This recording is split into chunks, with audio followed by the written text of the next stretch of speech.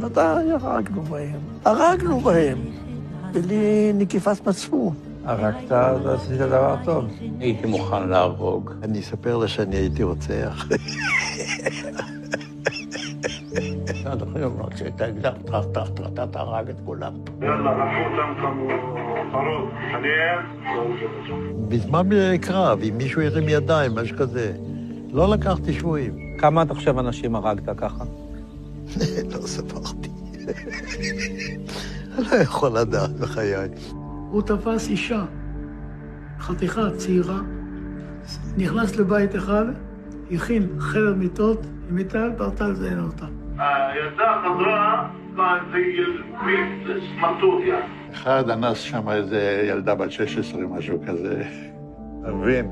אבל זה מכוער מאוד. היה לנו בחור אחד, הוא נפטר, הוא היה פרא אדם.